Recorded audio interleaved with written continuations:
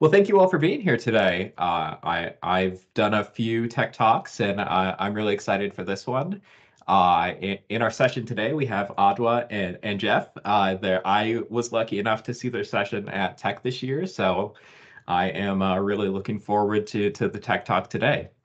But a few housekeeping points. This is a Teams meeting, and we do love doing these tech talks in Teams meetings because the chat is great and exciting and interesting, and you're welcome to share comments and experiences there. And typically, people also join in and have comments too. But you're welcome to also post questions there, and typically our speakers can join in and answer questions there, but we'll also take questions towards the end. So, feel free to raise your hand if you do have a question, and we can take you off mute if need be, and you can ask your question on your own. But really, without further ado, I think I'll go ahead and hand things over. Jeff, Adwa, go ahead and take it away. All right, thanks, Evan. Hey everyone, welcome to our Tech Talk. 5 steps to embark on your zero trust journey with M365. My name is Jeff Bly. I'm a senior product manager on the Microsoft Identity and Network Access customer experience team. Hello, everyone. My name is Ajwa Boatin-Kwashi, and I'm a cybersecurity consultant advising small and medium businesses on their overall security strategy. So prior to this role, I was a senior product manager in Microsoft's Identity and Network Access team with Jeff. Thank you very much for joining our call today.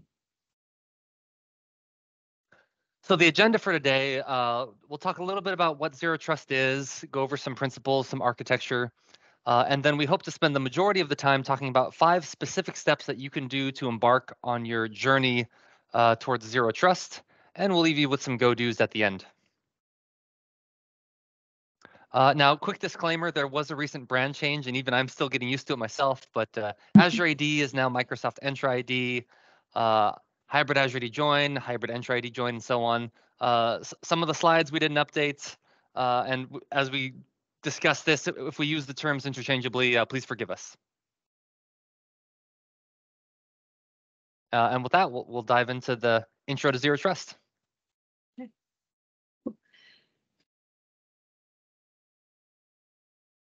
Take control. Can you see? Yep. Okay. All right. So before we dive into our content, let's discuss why this topic is even important. So I'm sure most of you remember the NotPetya attack in June of 2017. So without going into much detail, this attack was a destructive wiper malware attack. It targeted Windows systems, it spread rapidly and encrypted files, and also rendered the computers unusable. It was later attributed to state-sponsored actors and caused a significant global disruption. So one of the companies that was severely affected was Maersk, which is the world's largest shipping company. There was a massive operational disruption to Maersk. Their IT infrastructure, such as their email, their booking systems, their customer communication were all crippled. They lost critical data as their domain controllers were wiped out. And this caused shipping delays and ended up costing them about $200 to $300 million in revenue and recovery. So this attack highlighted the vulnerability of major corporations to cyber threats. So how did Maersk recover? So I was born in Ghana and recently visited during the summer. So I find it quite amusing that something that is a major headache to households and businesses in Ghana is what actually helped them. Wired published an article about how a lone server located in Ghana that was offline during the attack due to a power outage was the only clean backup that they had. So they couldn't restore it over the public network infrastructure in Ghana. So they had a staffer meet an employee in Nigeria to personally hand over the hard drive before they could fly to London to restore it. So this underscores the fact that cybersecurity and protecting sensitive data affects the whole business. So it's important for organizations to build a system that is resilient to cyber attacks so that they can minimize the impact to their businesses. So in the next 40 minutes, Jeff and I will go over core principles and provide you with practical strategies that you can implement to make you resilient. So first I want to talk about what zero trust isn't. You're not going to be zero trust. And as much as many security vendors might try to convince you otherwise, there's not a zero trust technology that you can simply buy and be good. And finally, it's not instant and it's not a revolution. We don't want you to get overwhelmed that you have to boil the entire ocean. We want you to be able to build on what you've got and start from wherever you are.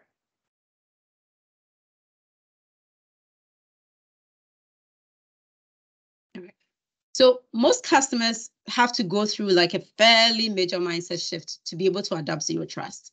So as Jeff mentioned earlier, it's not a product. So you cannot deploy one product to achieve zero trust.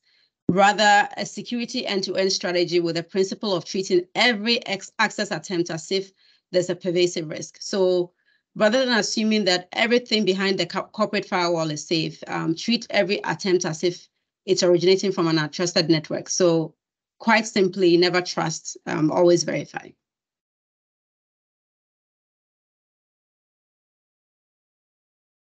We'll move into the zero trust principles and architecture. So these are the three core principles of zero trust. Verify explicitly, least privilege, and assume breach. With verify explicitly, this is saying essentially that you don't want to just trust something because it's behind the corporate firewall. You want to validate and verify every authentication and authorization attempt. Least privilege is all about containing the blast radius so that maybe not if, but maybe it's more of a when a breach or an incident happens, the blast radius is contained and the damage is minimized. And assuming breach is assuming kind of like everything's on the internet. Everything is vulnerable. You don't want to assume that you're safe just because you've got something in your environment. You want to assume that the actors are actively probing and monitoring your environment, looking for a way in if they're not in already.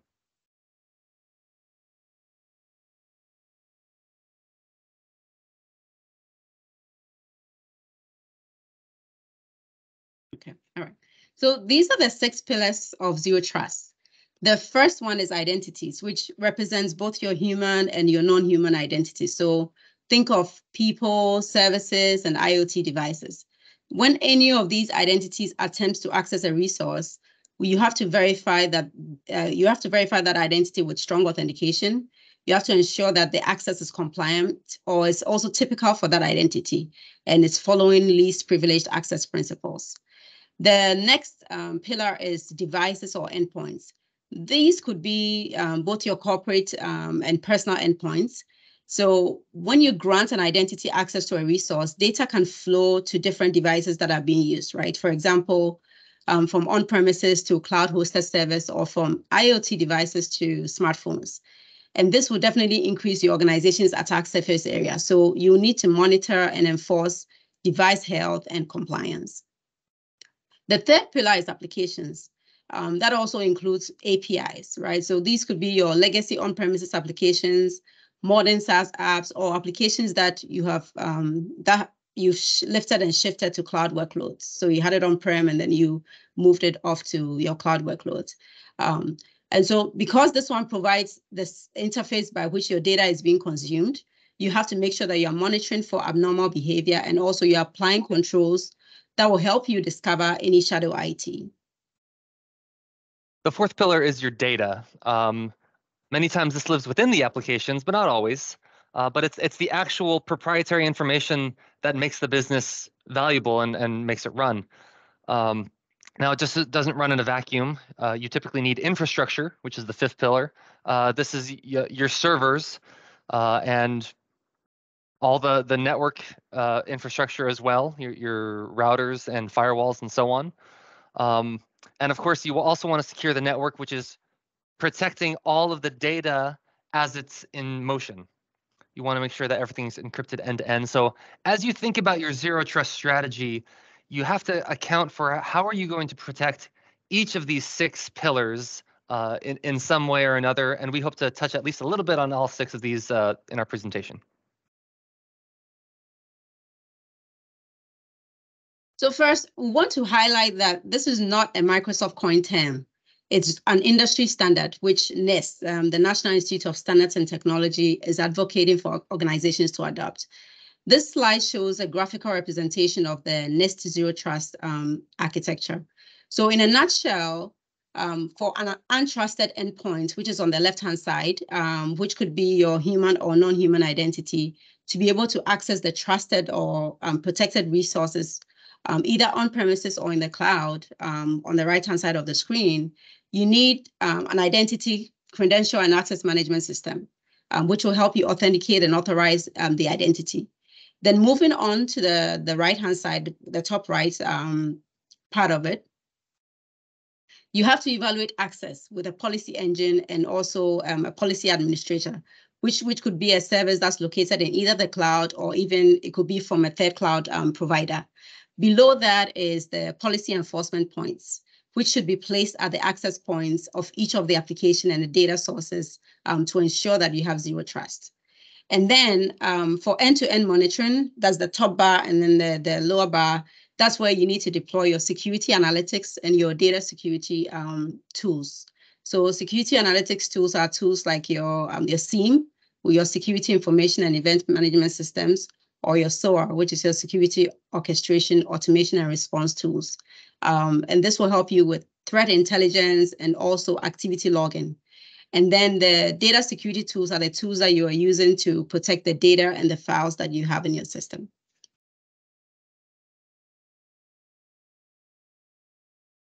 So here's a simplified view of Microsoft's Zero Trust architecture, which is kind of similar to the NIST architecture.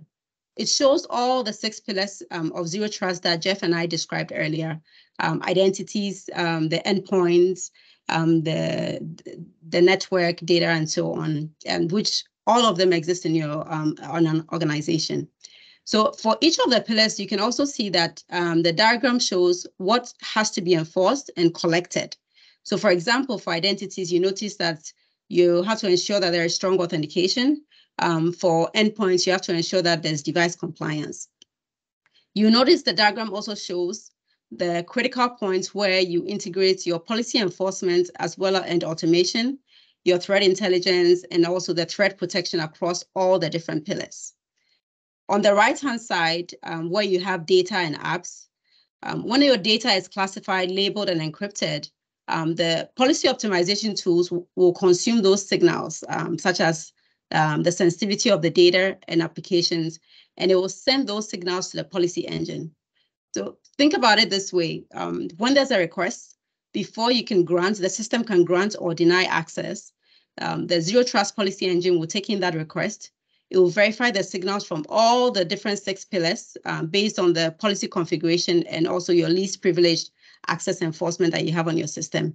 And then finally, we use the telemetry, analytics, and assessment signals of all the different pillars and feed it back into the policy optimization and threat protection systems to enhance that you have future requests.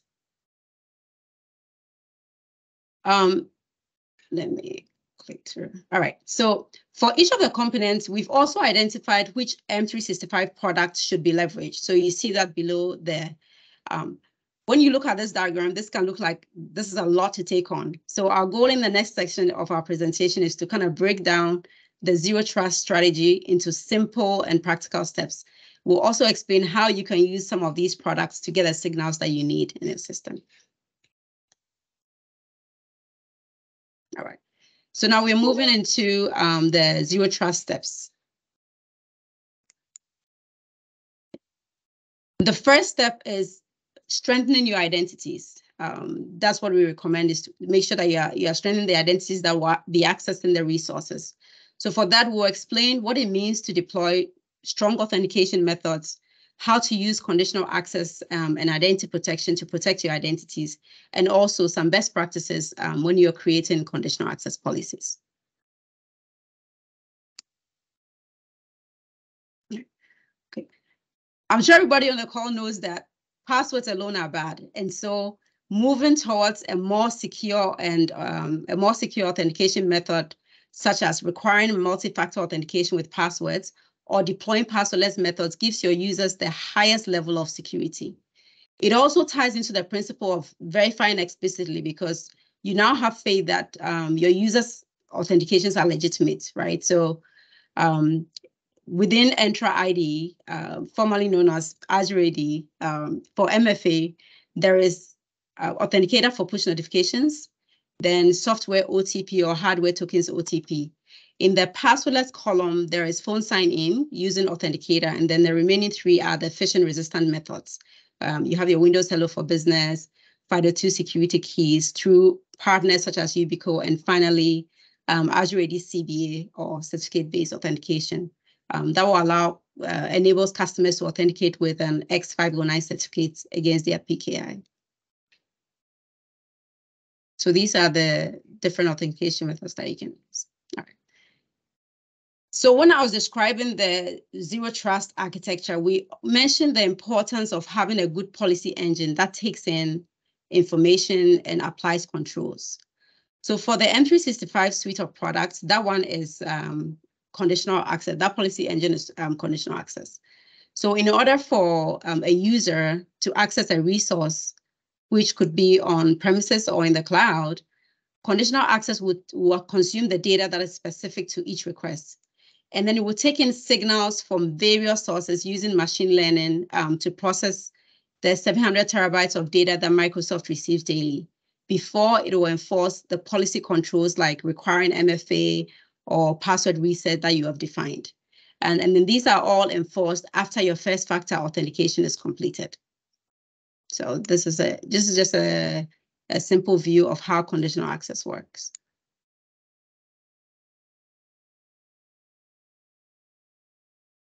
Second, sorry. So I guess kind of to describe it simply, think of it as if-then statements. So if a user wants to access a resource, then they must complete an action.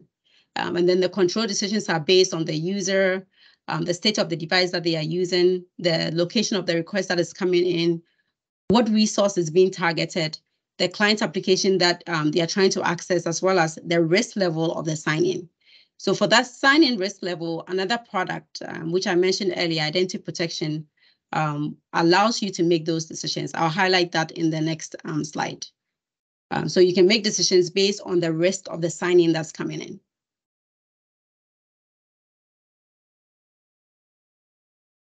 So let me click through. All right, so you can create policies these policies are called risk-based conditional access policies. And that uses the integration with identity protection. So it helps organizations detect, also investigate, and also remediate any identity-based risk, which will be further fed into conditional access to make access decisions currently and also for later on.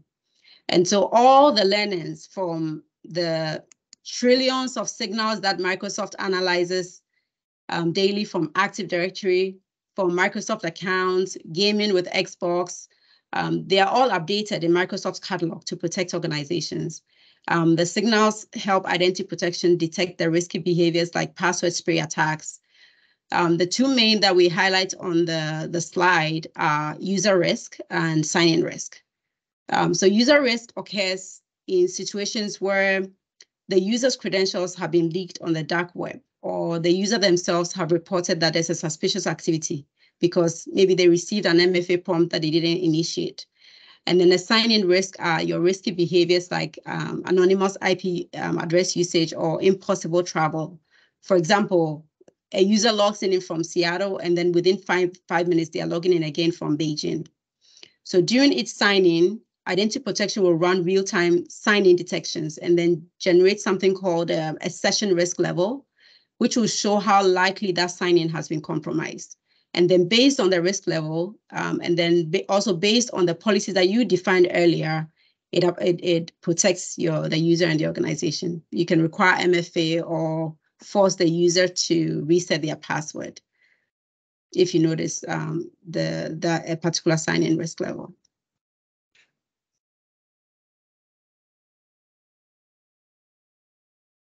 All right. So now that we've talked about the products that you can leverage to strengthen identities, let's dive into some of the best practices for creating conditional access policies. If you already have existing CA policies, please review them and modernize them. Gentle reminder that conditional access evaluates only the first 195 policies that are in scope for the user. So you have to be mindful of the total CA policies that you have in your environment. The goal is not to complicate your policies. So try and avoid too much granularity, as when you have very specific conditions, you leave opportunity for your sign-ins that do not satisfy any policies. So in order to avoid that gap, you have to apply your policies as broadly as possible. I'll show you examples later on in the presentation. So our first best practices is to design an audience matrix and create a baseline policy. So this matrix will help you narrow down on the different personas that you have in your organization. That will help reduce the number of policies that you are creating in your environment. You can then create a policy that applies to them. For example, you can have a baseline policy that will require that all privileged users have to use phishing-resistant methods to perform privileged actions. Or you can have a baseline policy that's requiring all your users to have a compliant device. So if they're not using a compliant device, they cannot log in. The next best practice is to define a naming convention that will help you identify the purpose of a particular policy. So a simple way will be to have a letter prefix. What I have on the screen is have a letter prefix for each policy name. For example, if you have a policy that's geared towards privileged accounts, you could prefix it with a P. Policy for guests could be prefixed with a G, and so on. This will help you to troubleshoot easily and also quickly identify what the policy is doing. All right. So this is an important advice that we give customers, is to not treat CA as a firewall. So do not use block and all policies in the same policies, except in very specific scenarios like you're blocking legacy authentication. When you use block and all apps, it can easily lock your admins out of the Azure administration portal. And also there are certain endpoints, actually really important endpoints like Microsoft Graph, which currently you cannot explicitly exclude from a CA policy. The next best practice is to classify all your applications. And this one is in line with creating your broad policies that I mentioned earlier that will reduce the total number that you have in your environment. So ensuring that each application has at least one CA policy that is applying to it. So two examples that you see on the screen is to classify them based on business impact. So you could have applications that are separated into high, medium, or low business impact, or you could also classify them into tiers. So, and have as many tiers as you want based on the sensitivity of the data that it's being accessed. I'll describe some new controls that can help you with this.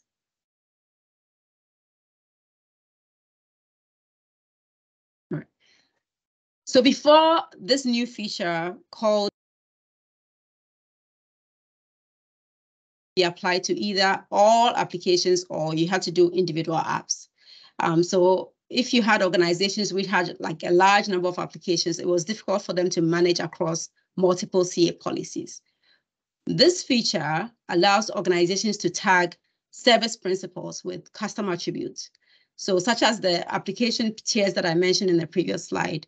And then these attributes are then added to the conditional access policies. The filters for the applications are evaluated at runtime during when the tokens are being issued. So to be able to add the attributes, you need the attribute definition administrator role, I believe. I think that's the role that you need to be able to add those attributes.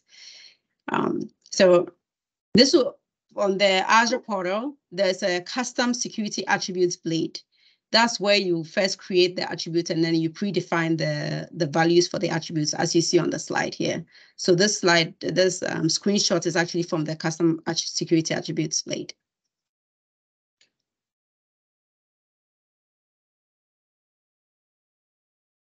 The next step after defining your attribute is to assign that predefined attribute value to an application.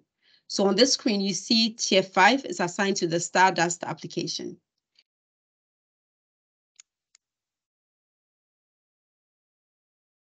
Right. Next is to go into the conditional access blade. I think at some point I'll be saying CA, so excuse me, it's conditional access, but CA for short. So next is to go into that CA blade and define a policy for each of the tiers. So in the target resources section, you choose cloud apps, you select edit filter, and then you configure for the attribute value that you created.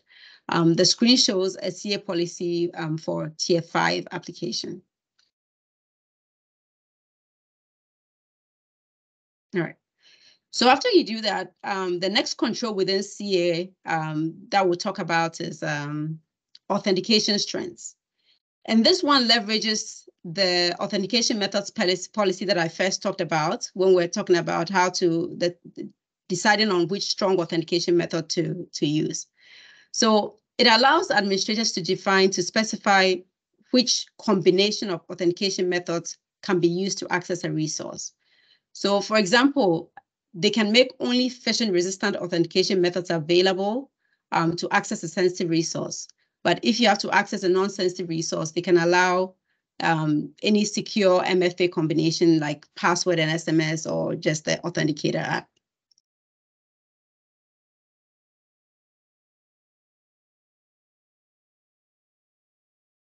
So this is a look at the CA portal and the grant control section where you can specify the authentication strength.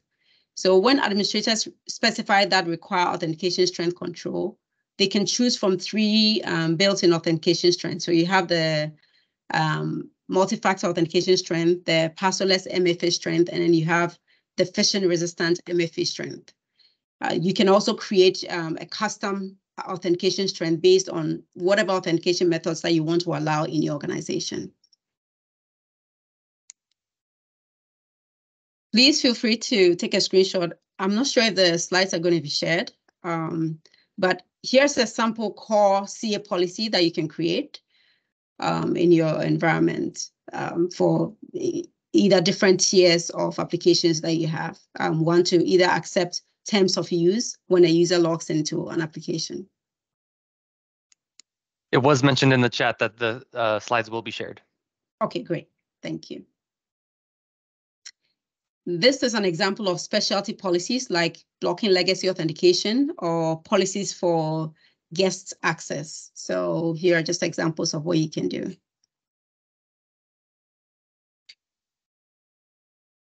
And then the final example that I have is for admin access, or what you can do in situations where a user sign-in is risky.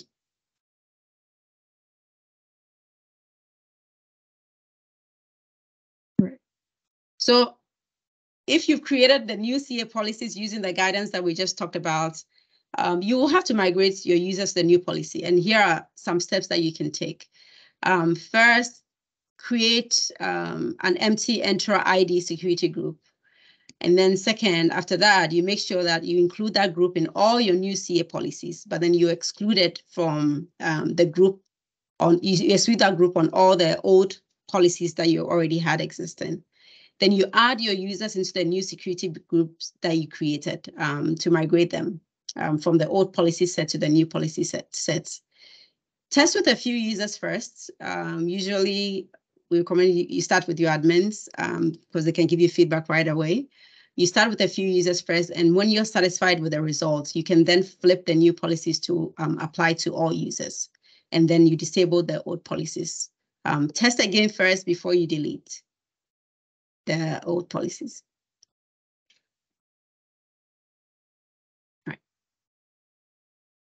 All right. So now that Adwa's covered how you protect and strengthen your identities, let's talk about protecting your applications. And the primary thing is to protect the applications, you need to integrate the applications and bring them into Entra ID. Oh, I should probably take control, shouldn't I? There we go. So it's pretty straightforward if you have SaaS and on-prem applications. Very straightforward if it's SaaS and it supports a modern authentication protocol like SAML or OpenID Connect. You integrate it and you're good to go. We do have this thing called app proxy, which is for publishing securely web-based applications that are hosted in your on-premises. And for everything else, we do have the partner integrations with a lot of partners that you see in the bottom right corner, if it's a non-web-based app. But we did just, that's called Secure Hybrid Access. But we did just release a new capability, which is called Microsoft Entra Private Access, which is a Microsoft native solution to securely publish all of the other on-prem applications that you need. So in case you haven't been heard, back in July, we made the announcement that we have a security service edge solution where essentially you are able to securely acquire the traffic from your identities, your endpoints, and your remote networks, funnel it through a Microsoft managed network, a wide area network, and Microsoft has one of the largest networks in the world. We own the fiber, we own the data centers, etc. And it's pretty neat that by blending the network and the identity layers together, you can do some really cool things like universal continuous access evaluation, which gives you the ability to, in near real time, revoke access tokens. But ultimately, once all of these are, all of the traffic is acquired, the security policies are applied, they arrive at their destination over here on the right, which is your M365, your internet and SaaS apps, and your private apps. So traditionally, the way this would have to work is that you use a VPN. Now, the problem with VPN is that you get network level access. The device gets an IP address, you can port scan, you can move laterally. It is not following zero trust principles. You can make this a little bit better by integrating the VPN as an application within Entra ID, but you're ultimately left with the same problem that once you're through that front door, you have network level access. Now enter Microsoft Entra Private Access, and it actually uses the same app proxy connectors as we have done for years. But essentially the traffic is acquired either because you've configured your routers to forward it to the SSE, or you've deployed an agent to the device. Conditional access policy and everything is applied, and then it's put in a service bus queue where the app proxy connectors via outbound 443 and 80 pull down and establish the connection to only the application and nothing else. So it is truly zero trust network level access. Now, this SSE deserves an entire 1 hour session on its own, and I believe shortly my colleague will post a link to John Saville's explanation of it, and he does a very good job about that. So that's where I'd forward you there. But let me show you this in action. So let me play this demo. And this is an on-prem application that I've created for SSH using port 22. So I'm going to say to SSH to that IP address. I'm going to use this specific app proxy connector group. But this could be any IP address, any FQDN, any port that I configure here.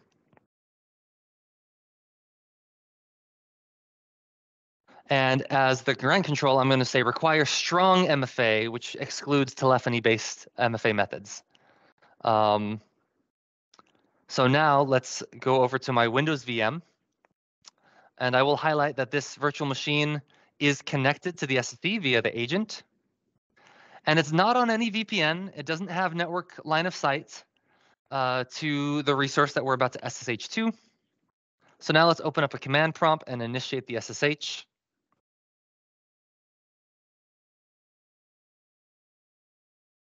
And you can see conditional access policy has been triggered. It's going to ask me to authenticate. I'm going to have to do an authenticator app because I required strong MFA, not telephony-based, via my authentication strength. And now I'm in. And I can run another commandlet just to show that I do, in fact, have access to this server. And there you have it. You can protect pretty much any on-prem application, any port, any protocol via Microsoft Entra Private Access. Now, I'd be remiss if I didn't mention a couple other things. We do have a Microsoft Defender for Cloud Apps, which is Microsoft's CASB solution. CASB is your cloud app security broker. This does traditional CASB-related things, but there's two things I wanted to highlight that are relatively new. On the top right, we have SaaS Security Posture Management. this allows you to detect misconfigurations of the SaaS apps themselves. So if you've got something open that you shouldn't, it'll notify you and give you instructions on how to remediate, as well as the app-to-app protection on the top left. This extends this to governing the apps and specifically looking at OAuth applications and making sure that it's not asking for too many permissions. And last but not least, we have Microsoft Purview, which is all about governing the data that your applications are going to be handling, controlling who has access, giving you visibility into who has access and what they have access, as well as applying sensitivity labels to ensure that only certain people have access to certain sensitive data. And now back over to Adjoa. Thank you, Jeff. All right, so our next step is adopting a least privileged approach. So we'll touch on how you can minimize user access with just-in-time and just enough access to ensure that the right people have the right type of access, and also leveraging the privileged identity management two products, privileged identity management and intra permissions management.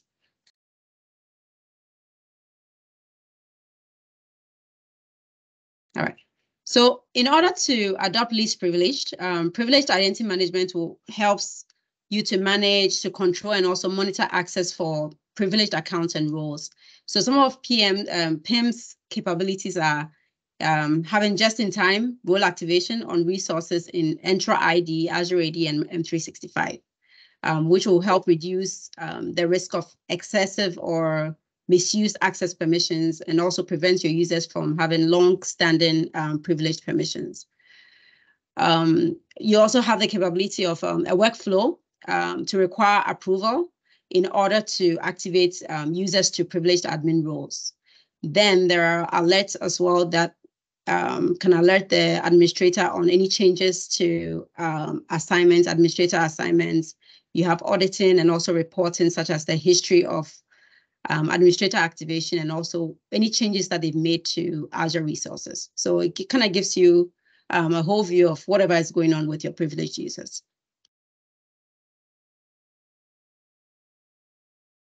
So here, I'll show a quick demo of the new PIM and CA integration. So in the past, you could only require MFA or for a PIM activation. So now with this integration, you can benefit from all the goodness of conditional access. So for example, you can create a policy that will require a user to only be able to elevate to a global administrator role using a phishing-resistant method, MFA method like FIDO. So in this case, for PIM activation, you are combining the authentication strength feature in conditional access with a new feature called authentication context, right? So, and when this setting is in place, eligible users will need to have like a valid MFA claim to be able to proceed with their role activation. So in the demo that I'm going to show, we have a user who is eligible to activate to global administrator role, but they require a phishing-resistant MFA method to do so. So we'll show how to set it up and then run through a test scenario. All right. Can you see the video going through? Yep. Okay, great. So first, you create the authentication context from the conditional access portal. You give it a name, and that will easily identify it. And then you go into set up the conditional access policy. This is where you assign that authentication context that you created. So you specify that it is an authentication context in the target resources section. Yep, that's where you specify that. And then in the grant control, you choose authentication strength feature that will specify the phishing-resistant MFA method. So after you've done that, you have to now tag the authentication context in your Azure AD PIM role settings. So this is where you're doing that tagging of the authentication context that you created. So you notice that when Jim tries to activate to a global administrator role, he'll get a prompt that additional MFA verification is required. And so he would have to fulfill that with either FIDO2 key before he can get elevated to the GA role. So this is Jim working with a FIDO2 key. And then activating, being elevated to the GA role now.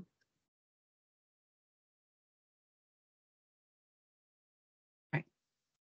So you notice that Jim now has the GA role. He's now a global administrator. So this is PIM and CA combined.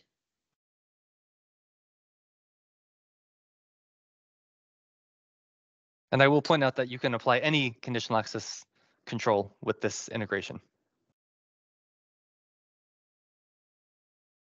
All right.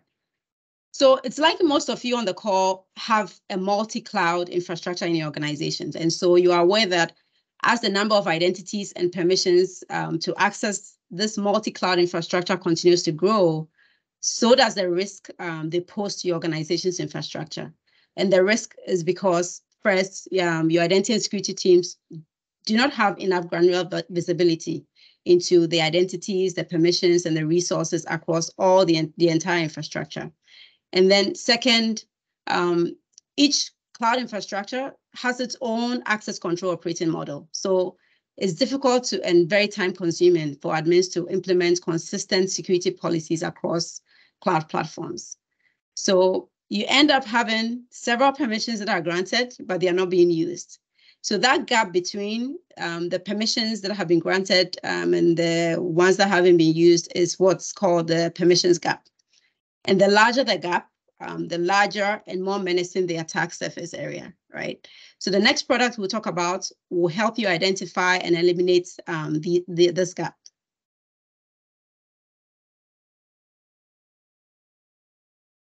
So I mentioned that PIM was for Azure and Microsoft products. So how can you easily adopt the least privilege principle when you have resources across multi-cloud infrastructure such as Azure, AWS, Google Cloud Platform, GCP? So this is where enterprise permissions management comes in. So it is Microsoft's cloud infrastructure entitlements management solution that gives you visibility into the permissions that you've assigned to identities in your different clouds. But you see that all on a single portal. So you don't have to log into every portal of each of your cloud infrastructures to be able to see what's going on. So you can first discover what the gaps in permissions are, what has been granted and what has been used. Then secondly, you can remediate using automated deletion. If the permissions are used, let's say for 90 days, you can say, if you haven't used the permissions for 90 days, I want to take it away from you, right? And then you can also monitor for any anomalous activities using machine learning alerts and also generating reports.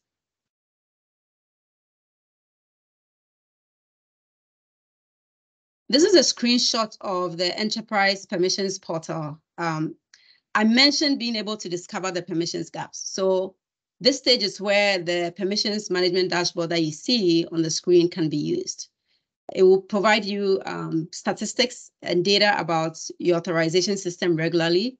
And then to solve the issue of the permissions gap, it also provides you the visualization on the right-hand side. There's the permission creep index heat map, where you can see the number of users who have been granted high-risk permissions, but they are not using them. And also the number of users who are contributing to that permission creep index and where they are on the scale. So with this data, your administrators are able to identify which areas they can reduce risk that are related to least permissions. You also have an analytics dashboard, which will give you like a snapshot of permission metrics within the last 90 days for the usage of users or groups or resources.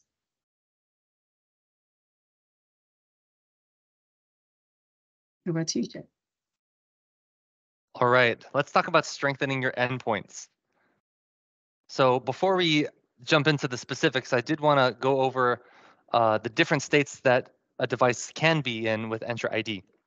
So in generally speaking, the device is put into one of two categories. Either it's owned by the organization or it's a BYOD device owned by the individual, personal devices. For your organization-owned devices, they can be Entra ID joined, they can be hybrid Entra ID joined, or they can be Entra ID registered. And typically for your personal devices, You can force them to register the device with your MDM as well, or you can simply do MAM, which is just the application management. I'm not managing the devices, just the applications that I own. Now, when it comes to enforcing that, I want to make sure that my devices are in a healthy state. I can either require a hybrid join device for Windows, or require a compliant device for all the other types. Now, hybrid join, it's okay. Trusted by virtue of the fact that you've joined the domain. But essentially, it's just group policy objects. It's domain join, so you have GPOs, but do you know if the GPOs are actually enforced, if they've actually been applied? And for that reason alone, I think requiring a compliant device is a much stronger factor than simply requiring hybrid join. And so for that reason, the first thing to strengthen your endpoints is to migrate your Windows devices from hybrid join to cloud only Entra ID joined.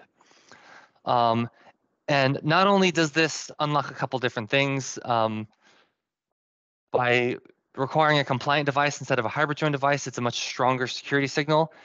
It also solves a couple problems. It decouples the need for the device to have line of sight to domain controllers every now and then. That means you've got to either physically bring them into the building or connect them to the VPN. And the biggest issue that I hear from customers is password changes. I change the password via SSPR. You know, it writes to Active Directory and then syncs up to Azure AD within a minute or two. But for the local cache of the Windows device to update, it has to have line of sight to the domain controller. And as long as you're on hybrid join, you are binding that device to a dependency of an on-prem system, namely your domain controllers. But migrating away from hybrid join also simplifies your autopilot deployments. If you want to move away from having to constantly image or re-image the devices, autopilot is a great solution for modern device management and onboarding. And as I mentioned earlier, you just get that better security posture with compliance. So here's kind of a graphical representation. Not that hybrid join is good. Requiring device compliance via Intune or some other MDM is better. And last but not least, if you want to really be secure with your endpoints, you can deploy Microsoft Defender for Endpoint, which gives you much deeper insights into the applications that are running and whether or not they're risky. So here's what a migration might look like for moving away from hybrid join. So in the first step, you've achieved hybrid join, congratulations. Now I want to move on to the better step. You'll typically want to start with a pilot group, you know, a few of your admin users or a small subset of users.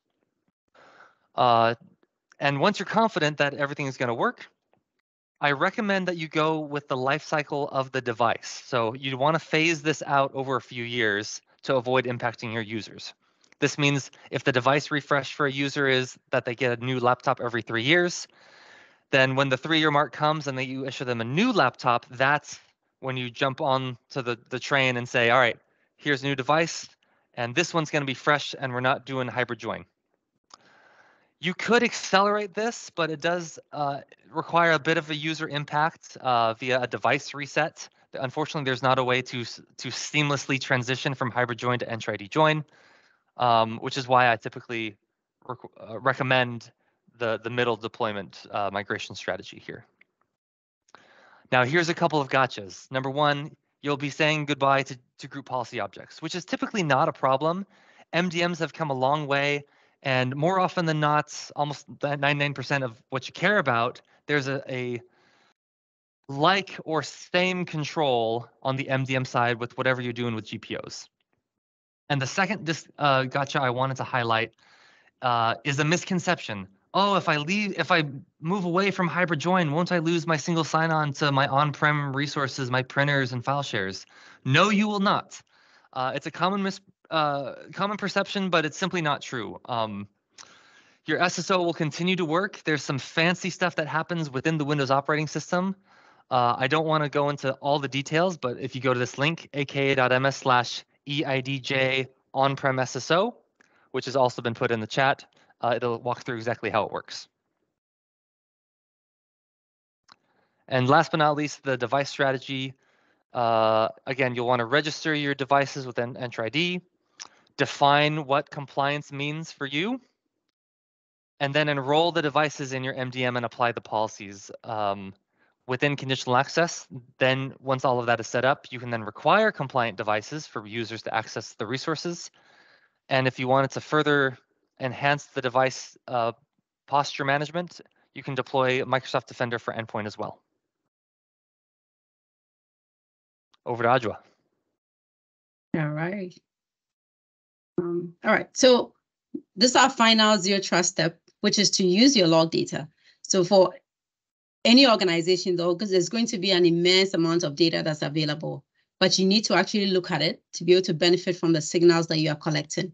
So first, we'll touch on building a baseline of what normal behavior is in your environment, and then you look for deviations.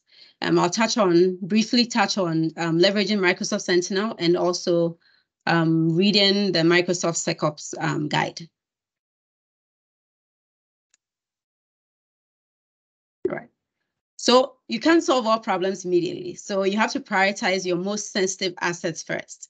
So a good way to prioritize it is to look at the assets that you have, determine how critical they are to your business and how likely is it that the data can be compromised and what that impact will mean for your business.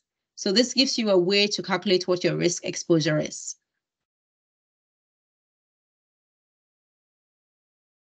All right.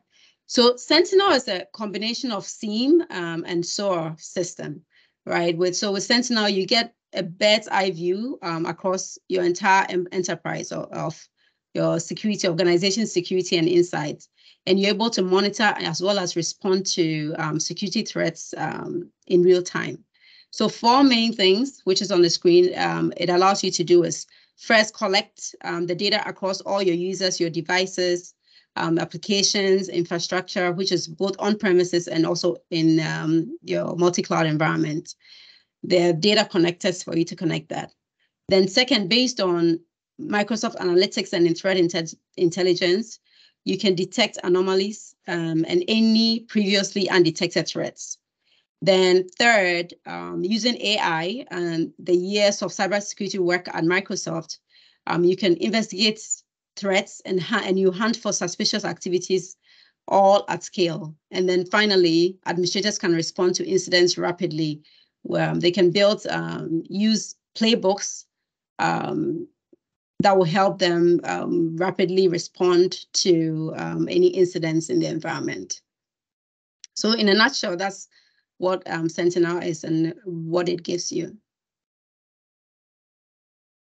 So this is an overview, a screenshot of the overview portal of Microsoft Sentinel, which shows you all the intelligence that has been gathered in one view. So you can see all the operational and health insights from each of the main functions of Sentinel, and be able to get a view of your SOC efficiency, your Security Operations Center efficiency. So there are different widgets for incidents, for automation, for data, data connectors, and analytics. So the incidents widget gives a summary of all the incidents that have been created during the last 24 hours. And you can see that by the status, the severity, any closed incidents or closing classifications.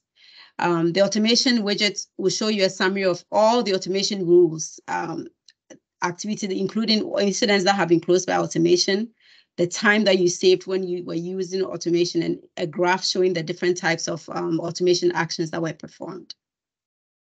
I'll not drain the slide, but pretty much you see all the different widgets in there.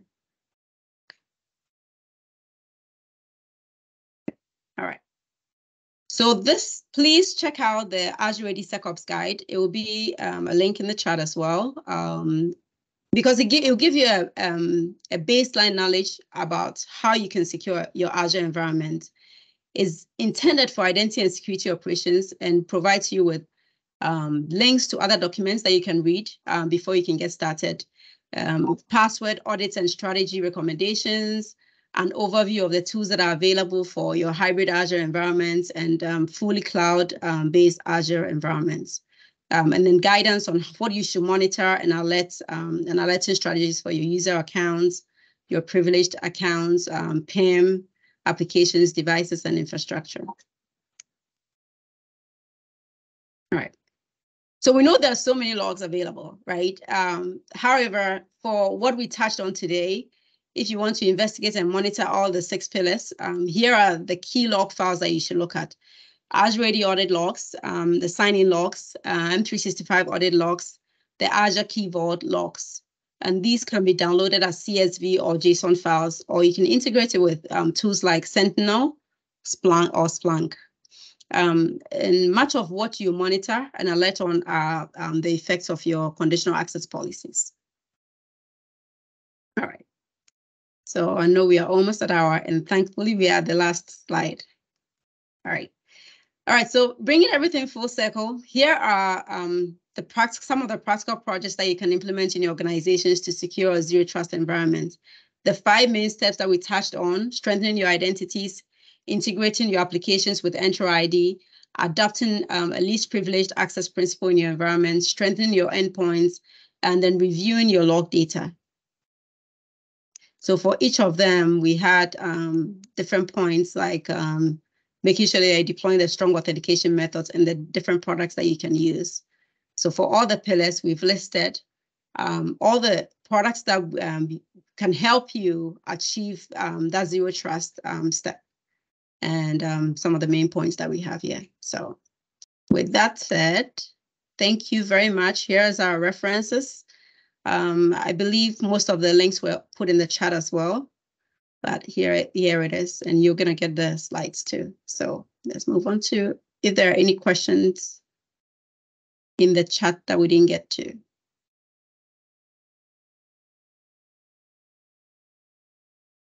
Thank you.